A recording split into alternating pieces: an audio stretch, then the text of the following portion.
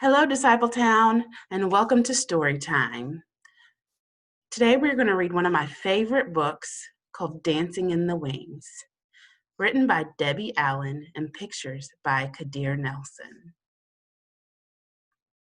Ever since I was born and could see, everywhere I looked, I saw dance. In the clouds as the wind blew them across the sky, in the ripples on a pond, even in a sea of ants marching up and down their hills. Dance was all around me. Dance was me.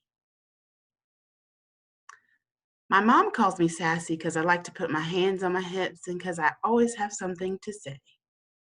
Well, if you had feet as big as mine, you'd understand why.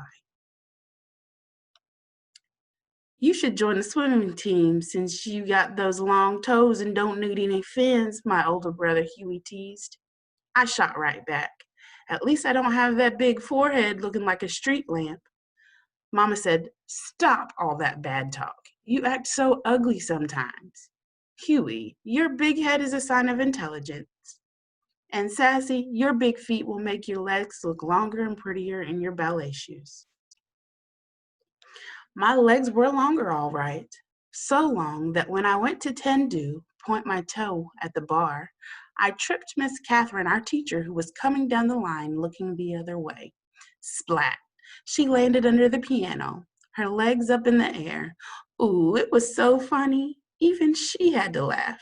"Sassy," she called out, "I'm going to tie orange bows on those big feet." "Sorry, Miss Catherine," I answered, "but if you don't wear your glasses, you still won't see them."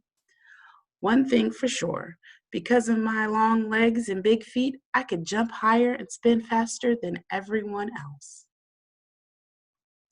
I was taller than the rest of the kids at school, even the boys. At our recitals, all the other girls got to dance solos and duets and wear pretty tutus. I was too big for the boys to pick up and too small to be in line with the other girls. So I watched them backstage dancing in the wings, hoping that if I just kept dancing and trying, it would be my turn to dance in the spotlight. One day at the end of ballet class, Mrs. Catherine announced, "Mr. Dubato from the Russian school is coming next week to look for talented young people for the Summer Dance Festival in Washington, D.C. The whole room turned into a whirlpool of excitement as the sign-up sheet was posted.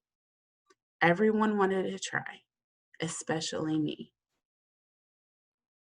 But as I wrote my name down, I heard two girls, Molly and Mona, giggle. Mona said, "Oh, please, she'll never make it." They said talent, not a tyrannosaurus. My heart seemed to stand still. For once, I had nothing to say. I couldn't hide the tears I felt welling up in my eyes, so I just grabbed my dance bag and ran to the parking lot. I heard a familiar horn honk and turned to see my Uncle Red in his bright green pickup truck. Uncle Red had the whitest, tight, curly hair, smelled of cigars, and every day wore something red. A tie, a hat, a shirt, socks, maybe even his shoestrings, just something red. Why of all days did Mama have to send him to pick me up? Why today? I was not in the mood for his jokes or stories, but I quickly tried to dry my eyes and smile. "I got a good one for you today, Sassy. What did the banana say to the monkey? Split." Get it? Split, banana split. I started to cry. "Sassy, what's wrong?" he asked. I told him what had happened. "I'm just so much taller than the other dancers, Uncle Red." "Sassy," he said, "you gotta look at that as a gift. Being tall means you can see all around, so you can always find the right path to take." "No," I said, "it means I stick out like a big acne bump on someone's nose. I'll never get to dance. It's a waste of time to go to that audition." "Listen, gal," said Uncle Red, "if I was tall and pretty as you, I wouldn't need to wear red so people know it's me coming and going. All you gotta do to make your mark on the world is walk into a room." By the time I got home, Uncle Red had cheered me up, had me laughing and feeling better. As I got out of his truck, he waved goodbye, calling out, "Make your mark, gal." Huey and his football friend stopped playing. Huey yelled out, "Hey, Sassy, why don't you come and play with us? We need a goalpost." His little mean, ugly friends laughed. Boy, did that make me mad. "Sure, if we could use your big head for the ball," I shouted back. His friends screamed with laughter. Huey got so mad he turned red, looking like a tomato with that big head. Ha! We were just about to go at each other when Mama called us inside. Late that night, I lay awake, staring out my window and thinking about Uncle Red's words. I could see myself dancing on the Milky Way, swirling like a twirling shooting star. Next thing I knew, I was talking to myself out loud. I'm going to that audition, big feet and all. On the day of the tryouts, kids came from all over the city. It was so crowded. Everyone was expected to wear black, but like Uncle Red, I picked my own color, bright yellow. And instead of standing in the back, I squeezed between Molly and Mona, right in the front row. I ignored their snickering. Miss Catherine came in and introduced Mr. Debato. Everyone applauded. Boy, was he short. Couldn't have been more than 4 feet 9 inches tall. He started walking down the rows, pacing back and forth, just looking at us. Then he stopped right in front of me and said, "Young lady, why are you wearing that loud yellow leotard? I'll need to put on sunglasses to see anyone else. Please go to the back row." Molly whispered, "See ya, wouldn't want to be ya." "At least he noticed me," I snapped. I put my hands on my hips and walked to the back. The first round of auditions was center floor exercises. Mr. Debato walked around prodding and poking, making corrections.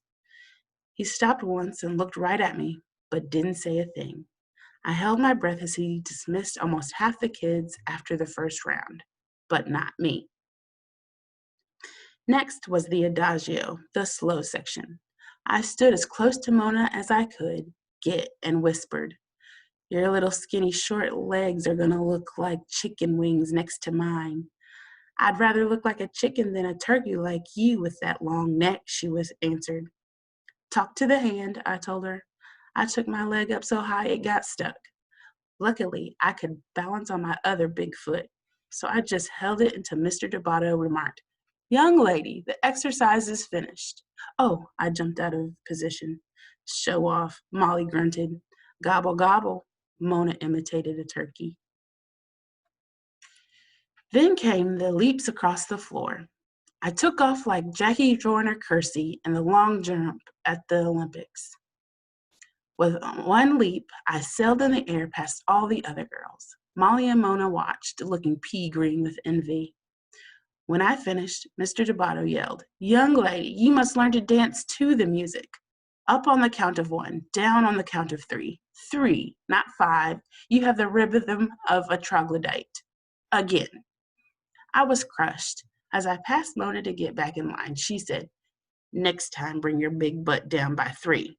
"Your mama," I said. Ooh, did I wish I was a wizard. I'd turn them into 2 big fat frogs in tutus trying to hip hop. By the end of the day, there were only 7 of us left. Mr. Debato called out everyone's name except mine and asked them to step forward. Standing alone, I really had to fight to hold back my tears.